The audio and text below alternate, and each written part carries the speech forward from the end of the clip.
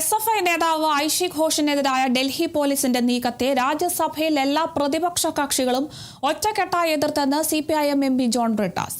India സഖ്യത്തിലെ മുഴുവൻ കക്ഷികളും എതിർപ്പുയർത്തി. ഭരണപക്ഷത്തു നിന്ന് മന്ത്രി JP നദ്ദ പോലീസ് നടപടിയെ ന്യായീകരിച്ചെന്നും ബ്രിട്ടാസ് പറഞ്ഞു. ആ ഒരു സാങ്ക്ടിറ്റി പോലും തകർത്തെറിഞ്ഞുകൊണ്ടാണ് ഡൽഹി പോലീസ് ഇങ്ങോട്ട് ഇറച്ചി കയറിയത്. ഡൽഹി പോലീസ് കേന്ദ്ര സേനകളുടെ സഹായം തേടിയിരിക്കുകയാണ്.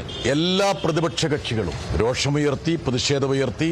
പ്രതിപക്ഷ നേതാവ് മല്ലികാർജ്ജുൻ ഖാർഗെ തന്നെ എഴുന്നേറ്റ് നിന്ന് CPM-ന്റെ ഓഫീസിൽ നടന്ന അതിക്രമത്തിൽ ശക്തിയായി പ്രതിഷേധം രേഖപ്പെടുത്തി.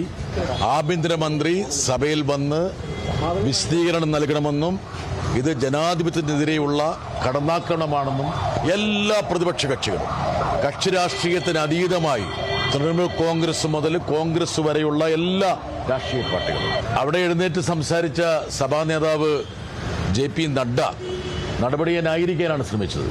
ഒന്ന്, മൈക്ക് ആദ്യം തരില്ല. 2, മൈക്ക് തന്നാൽ പോലും ക്യാമറ തരില്ല.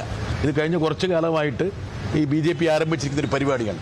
രാജ്യസഭാ സെക്രട്ടേറിയറ്റും രാജ്യസഭാ ടെലിവിഷൻ എന്ന് പറഞ്ഞാൽ ന്യൂട്രൽ ആയിരിക്കണം. പ്രതിപക്ഷം അംഗമാണോ സംസാരിക്കുന്നത്, ഭരണപക്ഷം അംഗമാണോ സംസാരിക്കുന്നത് എന്ന് നോക്കാതെ ഒരു തുല്യമായ ഒരു സമീപനം വേണം. സർക്കാരിന് അസുഖകരമായിട്ടുള്ളൊരു കാര്യമാണെങ്കിൽ എന്നെ ഫോക്കസ് ചെയ്യില്ല.